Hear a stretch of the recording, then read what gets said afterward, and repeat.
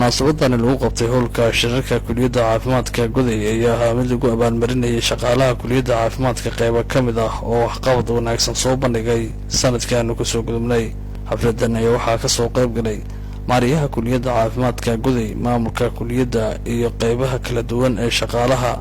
maariyaha kuliyadda Axmed Maxamed Caagani oo munaasabadan ka hadlay ayaa sheegay in tilaabadan abaalmarinta ay tahay mid maamulka kuliyadda ugu talagalay in shaqaalaha shaqada fiican qabtay lagu dhiirigeliyo.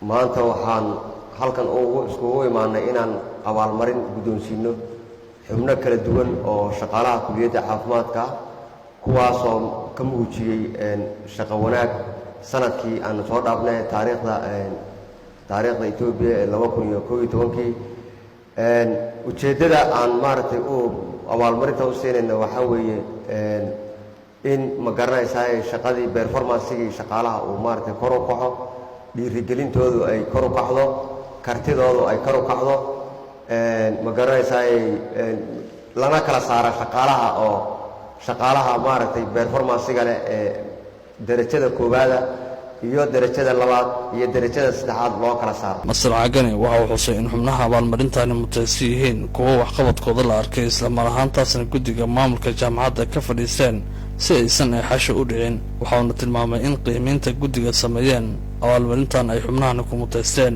mudan in ma garanaysaa shaqaalaha wadada aan u maray inaan kala saaro ma garanaysaa shaqaalaha la abaalmarinaya in kale wada cad oo maartay scientific inaan u maray wax maartay hal shakhsi soo malmalay ma aha.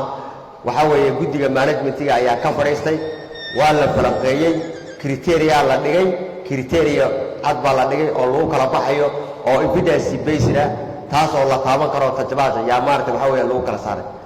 madaxa shaqaalaha kuliyadda caafimaadka Shawri Yaasin Cabdi oo asan halka ka hadlay ayaa dhankiisa tilmaamay in tilaabadan ay tahay mid keenaysa tartan ka dhex bilowda shaqaalaha dhexdooda, taas oo sahlaysa weli in kuliyaddu horumar ka gaarto dhinacyada adeeg bixinta.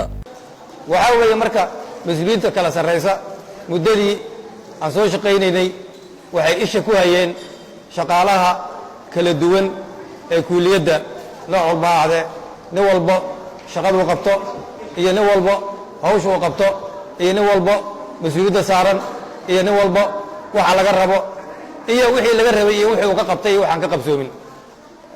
waxa weeye intaas indheendheyn baa lagu hayay shaqaalaha ma aha inta la abaal marinayo inay fiican tahay inta kale ay xun tahay, dhammaanba way fiican yihiin shaqaaluhu badankooda, laakiin dadka waxay u kala baxaan laba qaybood: qayb ku shaqaysa uun canaan iyo shaqogal iyo ganaaxid, iyo qayb ku shaqaysa lahaansho.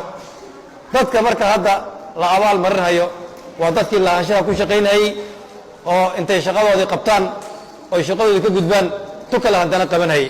maariyaha ayaa abaalmarin guddoonsiiyey xubnaha ka mid ah shaqaalaha kuwaas oo ka soo baxay shaqadooda, waxaana la guddoonsiiyey shahaadooyin iyo abaalmarino lacageed. waa kuwan xubnaha kaalimaha koowaad iyo labaad ka galay sanadkan kuliyadda caafimaadka Goday. aad iyo aad baan u faraxsanahay, farxadan la soo koobi karin in ma garanaysaa shaqo soo socoto sanad dhan aad soo waday aad meel dhalkeeda aad hesho oo ma garanaysaa lagu magacaabo inaad guushi gaadhay ma garanaysaa dareenkeeda leedahay.